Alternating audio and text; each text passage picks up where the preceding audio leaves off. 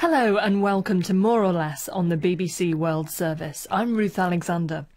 In the wake of the recent conflict between Israel and the Palestinians in Gaza, there have been reports from around the world of serious anti-Semitic incidents.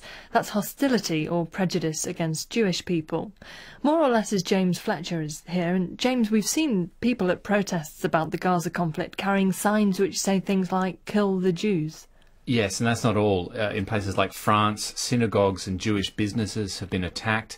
And in Sydney, Australia, a bus carrying Jewish school children was targeted by teenagers who were shouting "Heil Hitler" and threatening to slit the children's throats. And it's incidents like these that have led to headlines and commentary around the world claiming that anti-Semitism is on the rise. But is it? We've been looking to see whether the evidence supports this claim that anti-Semitism's on the increase. Now, to be clear, first of all, we know that anti-Semitism does exist. As we heard from those frightening examples, it can include violent attacks on people or property, threats, anti-Semitic graffiti, or online expressions of anti-Semitism. And if we look at previous similar conflicts, such as the Israeli offensive in Gaza in 2009, we can see that anti-Semitic incidents do seem to rise in the wake of those conflicts. But we should take some caution with that. Part of that rise could be that because in times of more conflict, people are also more aware of anti-Semitism and therefore more likely to report it. So that's the short term, but what about the long-term trend? Well, the European Union's Fundamental Rights Agency, or FRA, publishes a report every year summarising data from governments and NGOs on anti-Semitic incidents. But its spokesperson, Katja Andrush, told me only around half the EU states collect data on anti-Semitic incidents, and the quality of those numbers varies hugely. It is very incomplete. There are huge gaps in the data that's collected at the official level. What about this proposition that you do hear repeated in the media that anti-Semitism is on the rise? Does the data support that? Not what we have, is all I can say. I'm not saying it's not on the rise, I'm saying we don't know. The gaps are just too large. So the data isn't good enough to show what the Europe-wide long-term trend is, but can we draw conclusions about any individual countries there? Yes, the numbers are quite good for some countries. In Germany, for instance, we can see that anti-Semitic acts declined in the decade to 2011 before rising slightly in 2012.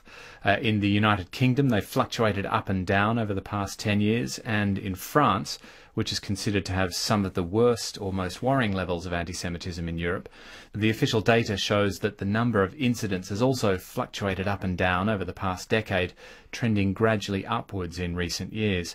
But in France, and also in the UK and places like Canada, you can see that although the numbers do go up and down over the past decade, the average level is a fair bit higher than it was in the 1990s. So that's to say there appears to have been a step change in the numbers of anti-Semitic incidents around the early 2000s.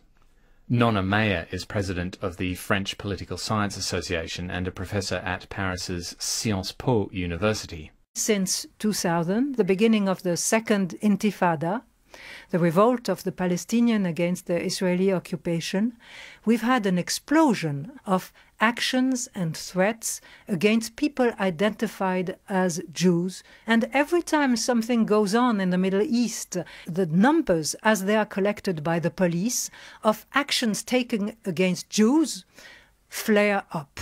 That's the situation in Europe, and it's also worth pointing out that in the United States, which is home to more than half the world's Jews who live outside Israel, statistics from both the FBI and the Jewish organisation the Anti-Defamation League both show a steady long-term decline in anti-Semitic incidents. According to the ADL, they were down almost 20% in 2013. So that's actual incidents of anti-Semitism. But what about how people think and feel about Jewish people? Several commentators have referenced a global poll from the Anti-Defamation League which suggests that a quarter of the world's population harbour anti-Semitic attitudes. I mean, That's a huge number, 1 in 4 people. Yeah, that is a very big number, and that poll came out earlier this year.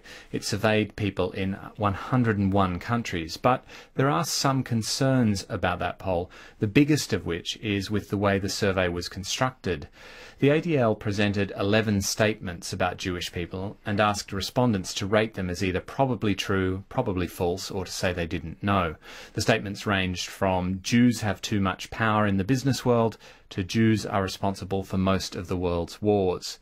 People who answered probably true to 6 or more of the statements were classified as anti-Semitic by the Anti-Defamation League. Professor Ryan Enos from Harvard University in the United States studies how different groups of people relate to one another, and he takes some issue with this way of determining anti-Semitism.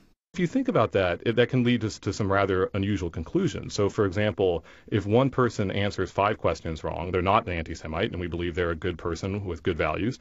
And if they answer 6 of them, all of a sudden they become an anti-Semite. And that's a very sharp distinction. And with what we understand about human attitudes, they don't tend to work that way. They're more on a continuum, and it can lead to some strange conclusions if we treat them as these yes or no binary type attitudes. And what about the questions themselves, the validity of the questions themselves? They don't necessarily reflect the type of ways we would try to measure attitudes in social science surveys now, because you could say that people could have different interpretations of what the responses to these questions mean. So, for example, there's a question, I believe, in that survey that says something along the lines of, does a person agree that it's mostly true that Jews have too much power or too much influence, I believe, over the United States government? Now, there are a lot of people in the United States that believe that.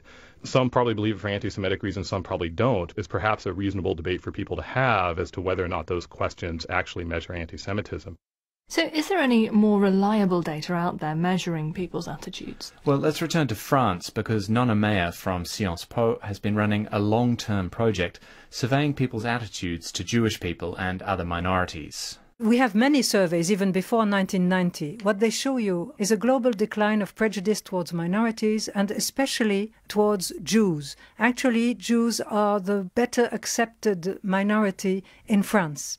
But what we also see is that in a context of economic recession, since 2009, prejudice, which was decreasing since World War II, has been going up again, also for the Jews, but the Jews remain the most accepted group in France. And we see the same thing in Europe. Today, the group that people reject, it's Arabs, it's Muslims. And this is true not only in France, but all over Europe. So it's a mixed picture. While there's been a spike in incidents recently, it's difficult to see clear evidence of a broad, global or even Europe-wide upward trend in anti-Semitism. But there's still a level of fear in some parts of the Jewish community. There definitely is. The Fundamental Rights Agency of the EU has done a detailed survey of experiences and perceptions of anti-Semitism amongst the Jewish community in 8 European countries. Here's Nona Meyer again. It shows that among Jews in Europe today, there's real fright. And more than in any other country, it's the case of France, where you have something like more than 85% of the Jews who were interviewed who say that they have the feeling anti-Semitism is on the rise and they're afraid for themselves.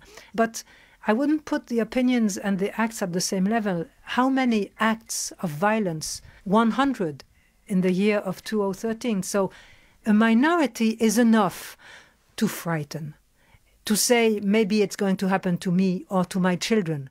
So, while the trends are harder to discern, the fact that anti-Semitic incidents happen at the level they do is enough to make some Jewish people feel fearful. Thank you, James. Do please get in touch with any numbers you'd like us to look into. You can email us at moreorless@bbc.co.uk, and you can download previous editions of the programme for free at bbcworldservice.com/moreorless.